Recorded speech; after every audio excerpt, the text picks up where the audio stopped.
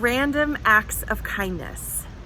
Do you remember this phase, this movement that went through our culture a few years ago, doing random acts of kindness for people, especially people you didn't even know?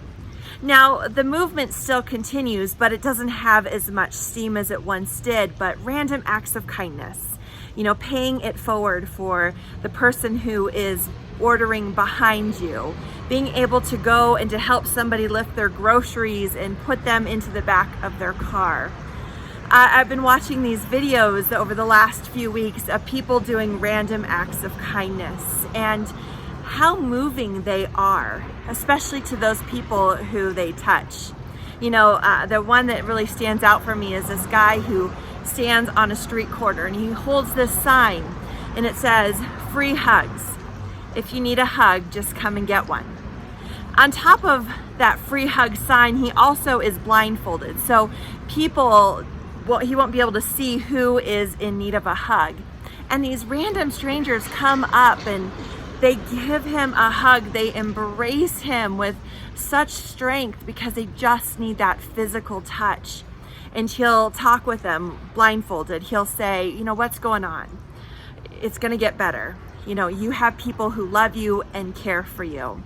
Random acts of kindness can do amazing things, and we're not always aware of what those repercussions are, what those experiences are for people, and how they touch people in their hearts and carry them through that next hard moment.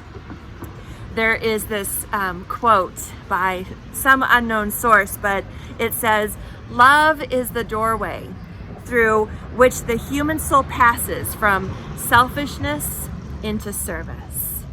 Love is that doorway that helps move us into a space where we look out for the needs of others. The early church was very big in doing things for other people, moving outside of their church congregation space and doing things for the whole community.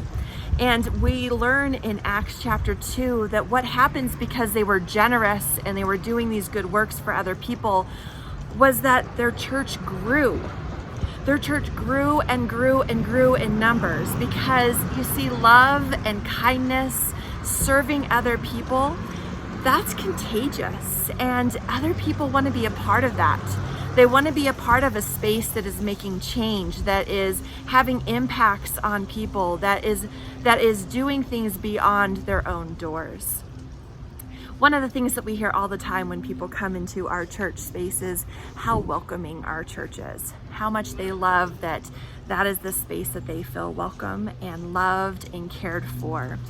Have you experienced that in coming through the church doors? Maybe our church, but maybe it was a different church where you just felt so comfortable and so welcomed.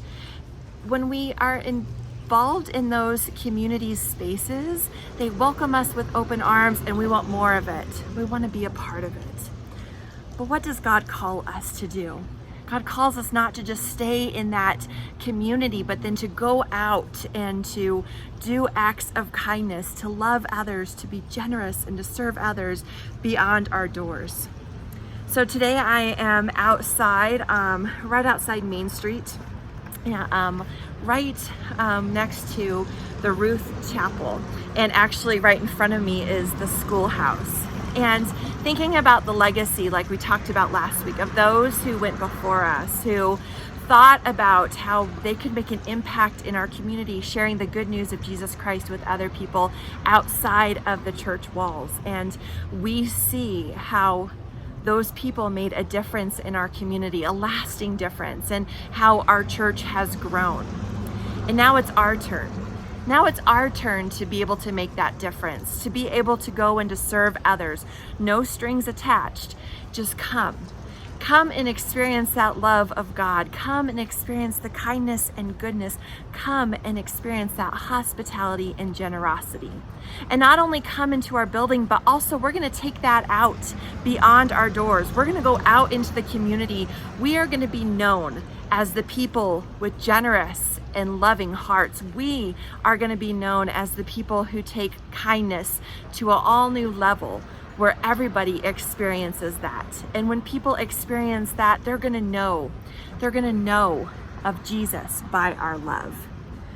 So as we prepare for this next Sunday, thinking about being all in, what are the ways in which God is calling you to move outside of the walls, to be able to be generous in new spaces, to be able to go and to share goodness and love with others? As we are called to be all in, following God wherever we are, let us be faithful in making sure that we live that love and kindness and goodness, that generosity towards others wherever we go, so that they will know of God's love and they will want to come and be loved and welcomed just as we have been.